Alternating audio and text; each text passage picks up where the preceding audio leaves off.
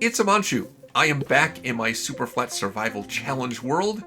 I've made some big progress recently. I got water. I have a cobblestone generator, which allows me to have stone tools. I made a furnace. I use that furnace to smelt some wood logs and make charcoal, which has allowed me to make torches. So now I can light up any areas I want to, allowing to expand my sky platform as much as I want. There's a lot of upgrades and improvements I want to make around here, but I think my first priority has to be to get some copper and make a lightning rod to set up in the pig pen. I don't know how long it will be before the next thunderstorm happens. It could be in 10 minutes, it could be in 20 hours. If I set the lightning rod up as soon as I possibly can, then I can work on other stuff while I'm waiting for the next thunderstorm to happen. I could probably use my current mob farm to get the lightning rods, but I am just sick of this mob farm. I've currently disabled it by paving over all the dirt blocks with path blocks so nothing will spawn here. I'm going to dismantle this. I'm sick of it. I don't want to use it anymore. I want to make an improved mob farm, one which, even if it doesn't work any more efficiently, at least it will be easier to use. And the design I've come up with is something new, something I haven't done before, but I think it could be quite effective. Let me show you a couple of the designs I've used in the past and what I'm going with for this design in a creative test world. And I'll come back here and start building the thing. Here's a design for a mob farm that I've used quite a lot. It's nice. It's very simple. You have 4 spawning platforms, then a 2 deep pit, 4 channels of water leading to a central pit. So the mobs will spawn on these platforms and then eventually try to wander from one platform to another, think that they can because of the trapdoors, and they fall into the trenches and into the pit. Very simple, very straightforward. It works. But there's a couple of flaws with it. For one thing, spiders tend to gum up the works. They end up in one of the channels and they just kind of block everything else from falling in. And because they can climb walls, they take a long time before they fall into the pit. The other problem is that because the platforms are as large as they are, it might take a long time before a mob spawning on one of the platforms decides to wander from one platform to another and falls in the channel. It could spend several minutes just on the one platform, just hanging out there, and it's going to slow down the rates a bit. This design over here remedies that second problem by having a lot of smaller platforms, so that when a mob decides to wander, it's going to wander into one of the channels pretty quickly. This is a design that works very effectively on Java Edition. It runs terribly on Bedrock Edition. The reason that happens is connected to the spots that are marked in red on these spawning platforms. You see, when a mob attempts to spawn in Bedrock Edition, it's going to try to spawn on the northwest corner of the block it's choosing to spawn on. If there are solid blocks to the north or west of the block it's attempting to spawn on, that spawn attempt fails. So the parts of the platforms marked in red here have walls to the north or west, so nothing will spawn on those locations. There's a lot of walls in here that are blocking a lot of spawns. That means in Bedrock Edition, this really does not run well at all. And Java Edition is very effective. The design I want to use from my Superflat world is inspired by something I saw in a Waddles video. Normally, when a YouTuber tells you, oh yeah, this design will work in Bedrock Edition and Java Edition, I'm skeptical of that. It usually means, yeah, it works well in Java Edition and it kind of works in Bedrock Edition, but it's far less than optimal. But it turns out, actually, it's fairly effective. And this is the design here. Here I have a bunch of 3x3 platforms. They're small enough so that mobs that spawn on them will wander off them fairly quickly. Now, Waddle's design had 9 platforms per level. I expanded out to 16 platforms. I also extended it so that the walls are not touching the platforms on any sides. So there's no walls on the north or west sides blocking spawns, except possibly this spot right here, where there is a wall to the northwest of this particular spawning surface. And from what I've seen in my test world, it looks like it works pretty effectively. One thing about this though, you see I have carpets in the center here. Now, in theory, people will tell you if you want to block spawns from spiders, you cover up the very center with a piece of carpet and that will prevent spiders from spawning and blocking things up. Well, I'm afraid to tell you that might work in Java Edition. It does not work in Bedrock Edition. The spider spawning mechanics, I don't know the specifics of it. I just know that it's very hard to prevent spiders from spawning in a Bedrock Edition mob farm. I don't know of an effective way to do that. There's ways you can get rid of the spiders so they don't block things up and clog up your mob farm, but I don't know of a way to prevent it entirely. I've tried using carpet, I've tried using pressure plates or buttons.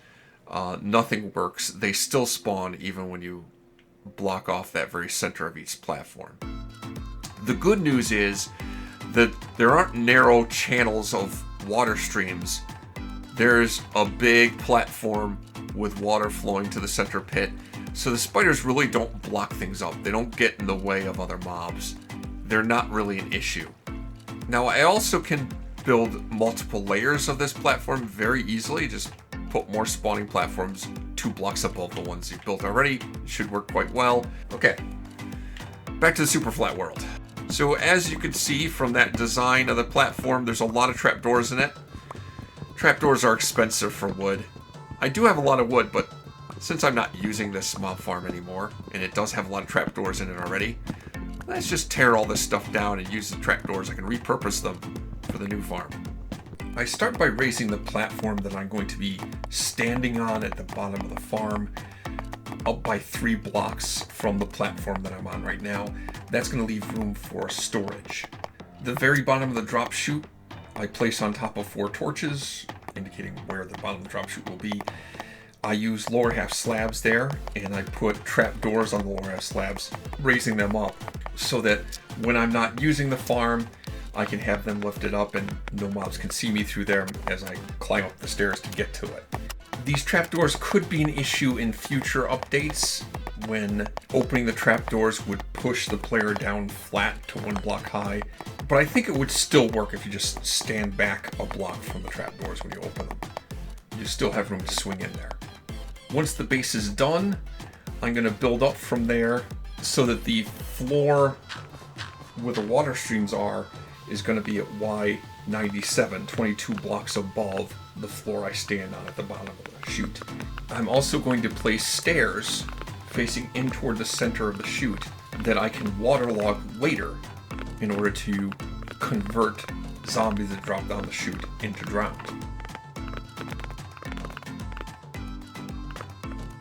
I'm going to make the platform at the top of the drop chute go out 8 blocks from all 4 sides of the drop chute, and then fill in the square so that I have that platform an 18 by 18 square with a 2 by 2 hole in the center of it.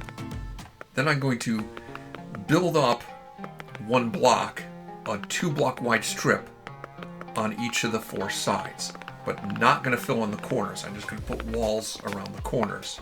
If you look at the illustration I showed in the beginning, or once I get this built, it should be easy enough to see how it's supposed to work.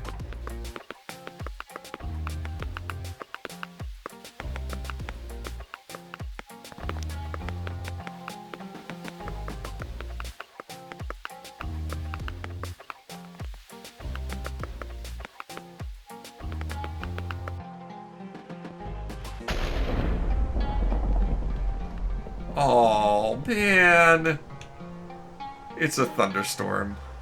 I'm too late. I'm too late. I don't have the mob farm done yet, so I don't have copper yet, so I don't have the lightning rod. And there's lightning. Oh well, there will be more thunderstorms. It will happen again. It's just kind of disappointing. I'm in the process of getting ready to get the copper, and I'm too late. Too late.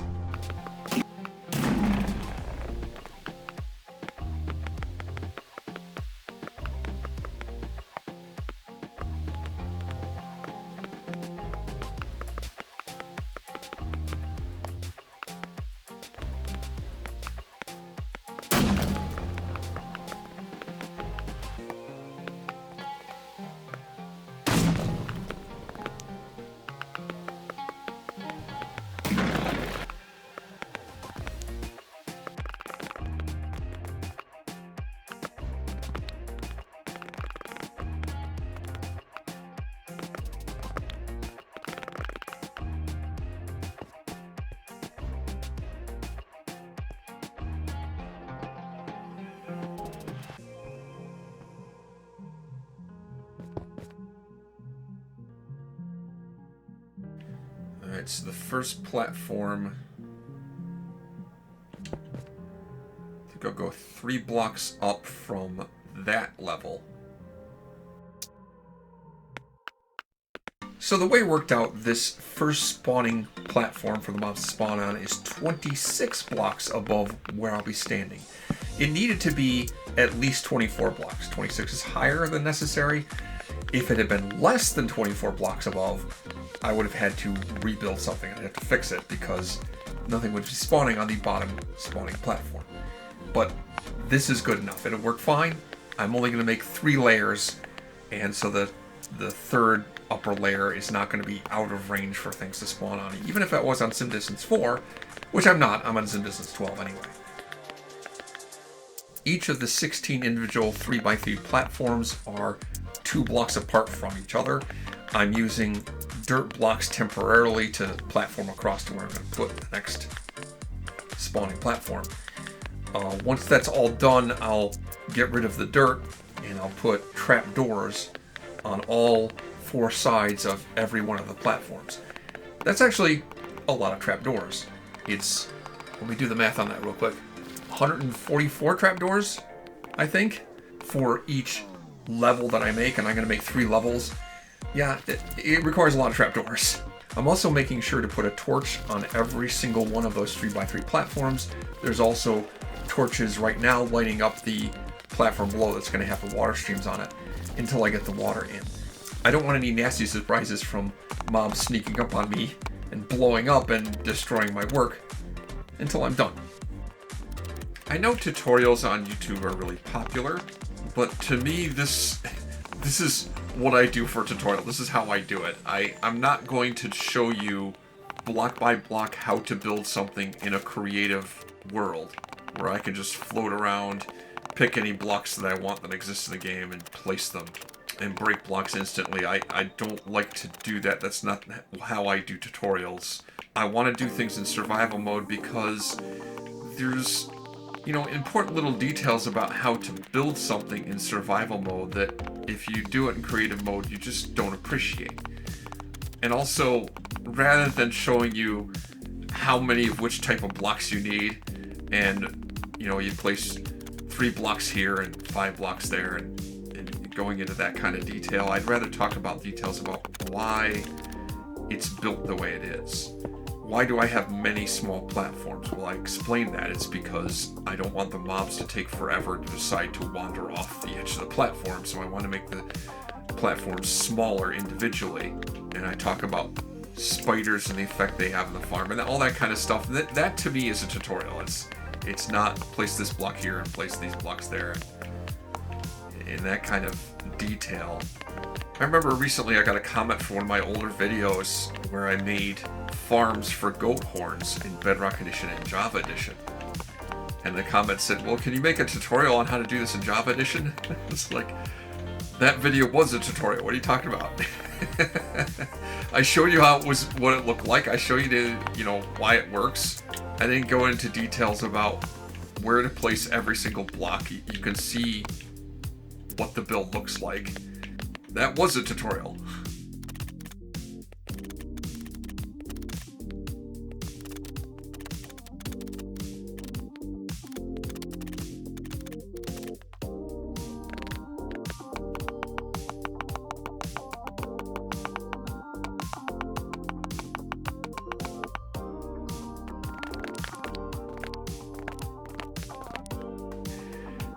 That's going to be my way to pillar back up. Alright. Let's flood this lower chamber. Water along these walls. Now, in Java Edition, if I put water source here, water would fill in between the two. It doesn't really work in Bedrock Edition because, I don't know, the water just doesn't flow to fill in the gaps. Because it's trying to go downhill, I guess. I don't know. It's one of those many weird little quirks. Differences between Bedrock and Java Edition. I think I picked up enchanted boots of Depth Strider someplace. I'm obviously not wearing them right now. Oh yeah, I am. I am wearing the boots of Death Strider 1. I guess it'd be even harder to wade through this water if I didn't have Death Strider 1. As I'm flooding this chamber, it's nighttime, that's not a problem, but the next step is going to be remove torches from each of the platforms. I kind of like to do that when it's daytime, so mobs aren't going to spawn on these platforms as I work. And yeah, it looks like the sun's coming up, so good. Good, good, good.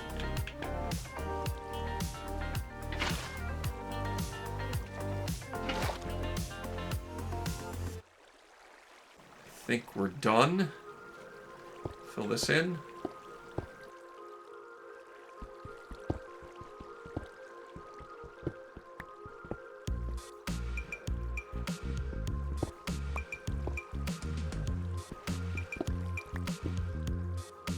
Okay, that's good. Probably would have been smart to check the bottom of the pit before I go any further. I'm pretty confident that I set up the bottom of the pit fine, but let's be on the safe side. Let's make sure.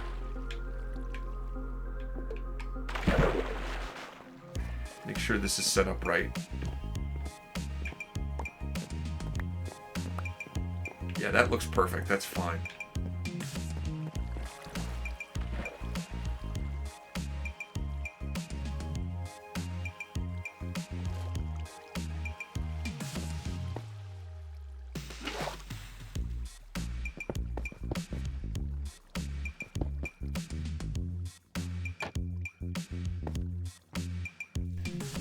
Now the farm's just about done. I just need to take out the torches on all 16 platforms for all 3 levels. I raise the trapdoors to get myself into each platform, knocking out each torch, and then I'm way back out, lower all the trapdoors again, so all the trapdoors are open, all the torches are gone. Once that's done for all 3 levels, then I platform up to the top and start working on the roof. I need to use solid blocks for the roof and the walls because slabs are transparent to light, obviously, in Bedrock Edition. But I don't want to just light up the roof with torches because that won't prevent the Wandering Trader from showing up and Wandering Pillager patrols from showing up. So I'm just going to put wood slabs over the top of the solid block roof so it blocks light to the farm and prevents spawning on top of the roof. I have a question. I don't feel like looking it up. Maybe someone can put in the comments. What's the difference between pillagers and illagers? Is that like the difference between illithids and mind flayers in Baldur's Gate? That's another one I don't really understand the distinction. Only now as I'm finishing the roof does it occur to me I may not actually need this farm for very much. Sure, I need to get some copper to make a lightning rod. And ultimately, I'm going to need some zombie villagers and a witch. But that may be about it. Still, I enjoy making farms. It's kind of my thing. I like to make farms, so screw it, I'm doing this anyway. No regrets. Okay, now, how do I get down from here? Let's waterlog that slab. Make sure the water stream goes down to the bottom. Then pick it up and fall down. And hopefully everything's built right because rebuilding that's going to be a pain in the butt.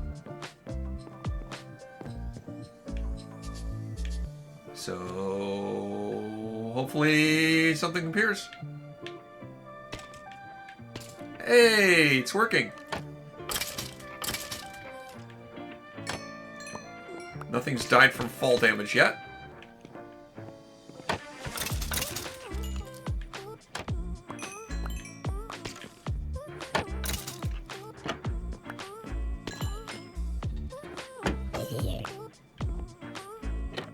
Oh, I can remember what my purpose of this was.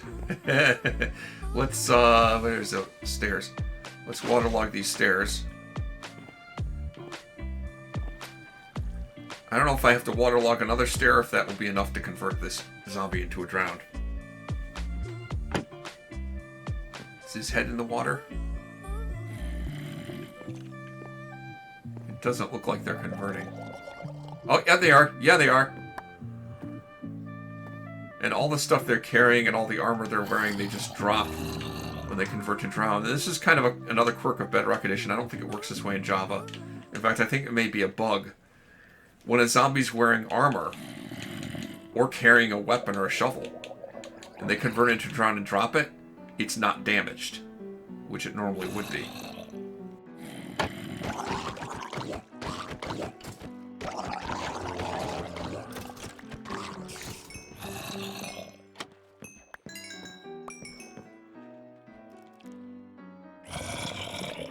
No copper yet.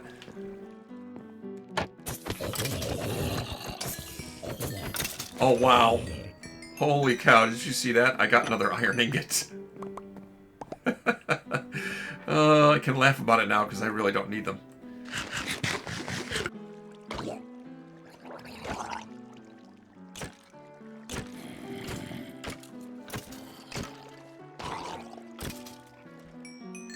Hey. There's a copper ingot. There's one. I think I need 3 in total. The next day. And I'm not getting anything right now. It was working well before. Where the hell are they?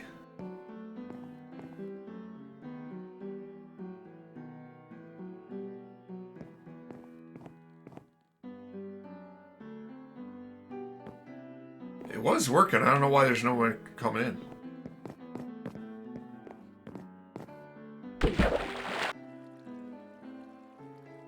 It looks good. It should work. I don't know what the problem is. I don't know what to do. I'm just not getting any mobs in there anymore. It's just stopped working.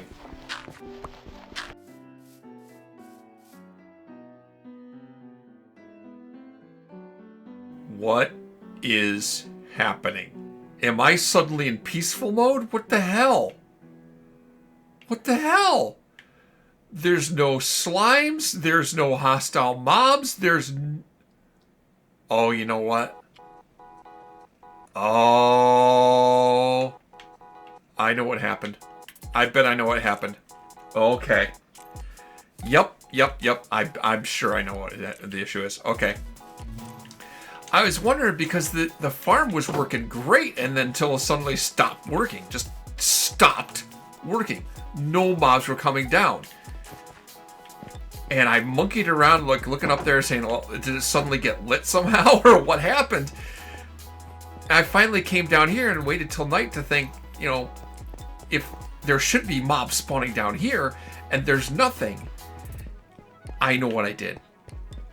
Because, okay, it's a long story. I can only record so much at a time, right? If I record video files that are too long, then my editing software has trouble handling it.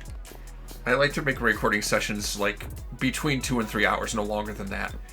So I was getting to that point, and I said, well, I'll stop recording, and I'm not going to do any more farming on the mob farm. I'm just going to breed up more pigs.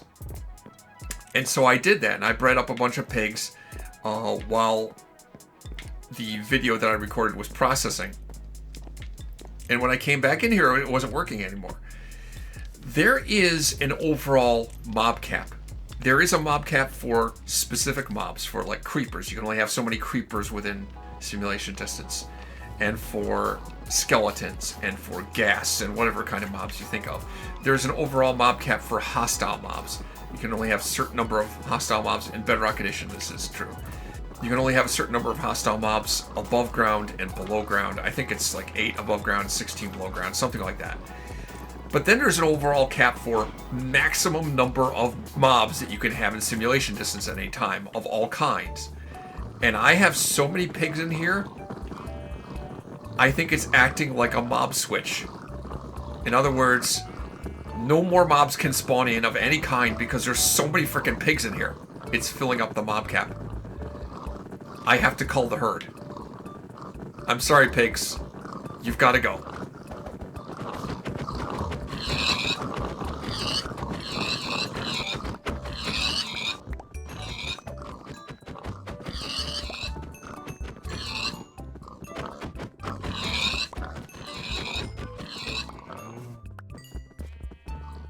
Man, I hate doing that. I hate doing that because that was a lot of carrots that I had to use to breed all those pigs in the first place. But let's take a look at how much pork chops I've got now. Yeah, that's a few pigs out of the system. Just a few. Alright, let's see if that had any impact. I'm betting it does. There's still a lot of pigs in there, but not nearly as many. And lo and behold, look at that. What a miracle. Yep, that was the problem. I had just too many mobs in simulation distance. There's your problem. There's your problem. Alright, let's flood this chamber again so I can get some drowned.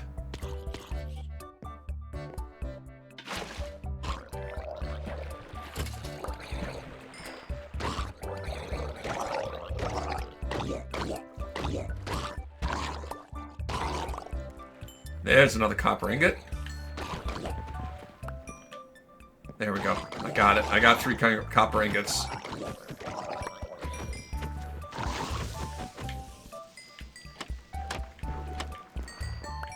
Alright, honestly, that's good enough. I actually got 4. Do I want to get greedy and try to get another 2 copper ingots and make a second lightning rod? Yeah, I'll give it a couple more minutes to see if I can get another lightning rod out of it. Alright, I got 6. That's good enough. I'm calling it. Alright, let's make ourselves a couple lightning rods. I have lightning rods! Alright. Okay, I think I can do this safely. I'm gonna waterlog this. Push the pigs out of the way. And I should have an axe. And put the lightning rod down. Pick the water back up. Yeah, it looks like, yeah, a couple of them got out. Oh, well. Alright, you know what? I'm just gonna get rid of you guys. I don't want to try and corral them again.